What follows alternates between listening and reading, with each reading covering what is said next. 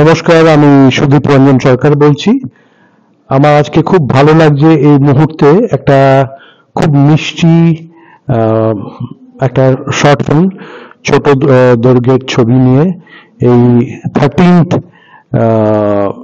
Festival of 5 কন্টিনেন্টসে আসতে পেরে খুব ভালো লাগছে।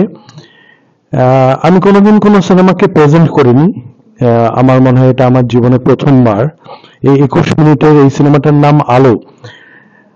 আরো বেশি এই সিনেমাটার আমার মনে হয়েছে সবাই দেখুক, কারণ পৃথিবী খুবই অসুস্থ। আমরা খুব অসুস্থ হয়ে পড়েছি। হানাহানি, ভালোবাসার অভাব, ক্ষুদ্র চেতনা নিয়ে আমরা যে চলছি, চারপাশে অসুস্থতার লক্ষণ। এই মুহূর্তে এই সিনেমাটা কিন্তু একটা খুব সুন্দর একটা বার্তা দেয়। এই সিনেমাটা একটি মা এবং মেয়ে গ্রামের একটা গল্প নিয়ে, এবং সেই সিনেমার মধ্যে একটি আগন্তুকের প্রত্যাবর্তন, যেখানে উনি এসে শিক্ষার সুব্যবস্থা করে দিচ্ছেন। একটি গরিব মা যে তার একা হাতে তার মেয়ের শিক্ষার প্রচেষ্টা করে যাচ্ছেন, এবং তার পাশে দাঁড়ানোর একটা সাধু, মানে উনি যে প্রচেষ্টা করছেন, এই কনসেপ্ট নিয়ে সিনেমাটা তৈরি। এবং আমার মনে হয়েছে এই সিনেমাটা বহু মানুষ দেখুক। শহরে তো আমরা তো শহরের গল্প বলি, কিন্তু গ্রামে কত মা এরকম আছেন যারা হন্য হয়ে মেয়েকে উচ্চ শিক্ষা দেওয়ার, সামান্য শিক্ষা দেওয়ার চেষ্টা করে। এখানে দেবশ্রী নাড়ু আমার বাদিকে বসে আছে, আমার খুব স্নেহের পাত্রী।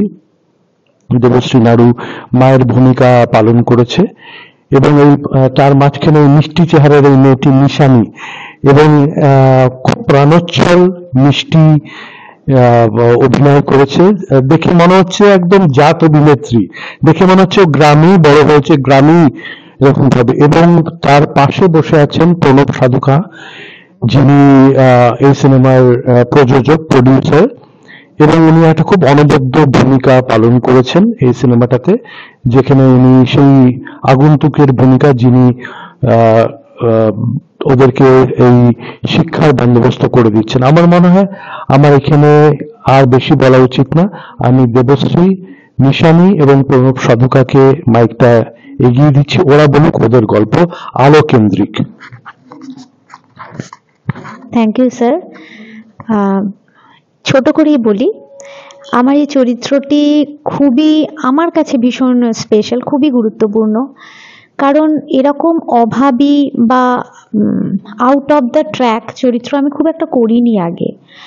ভীষণ পলিশড চরিত্রের অফার সবসময় পেয়েছি, তো আমার মনে হয়েছিল একটু মানে মাটির কাছাকাছি কোনো চরিত্রে অভিনয় করার।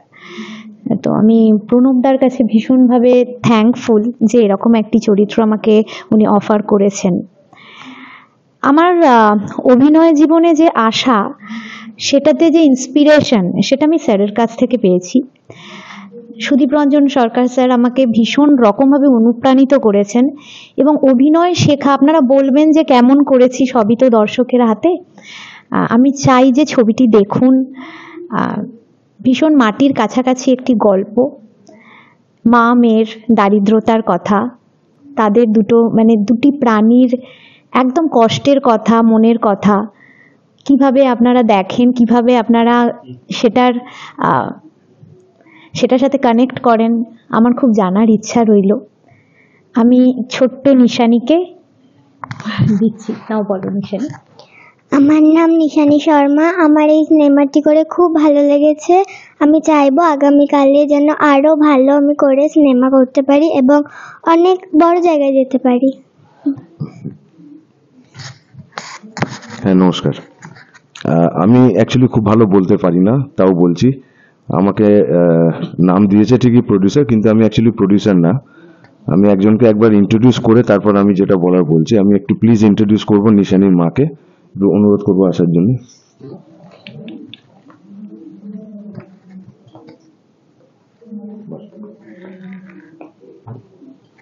আচ্ছা, এই প্রজেক্টটা অ্যাকচুয়ালি ওনার একটা স্বপ্ন, যার জন্য এই প্রজেক্টটা তৈরি হয়।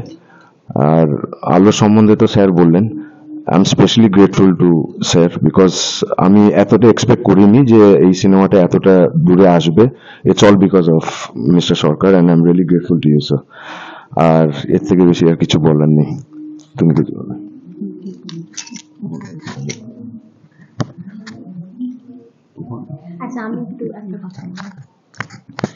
হ্যাঁ, এই ফেস্টিভ্যালে আমাদের আর একটা মুভিও আসছে, গ্রসন।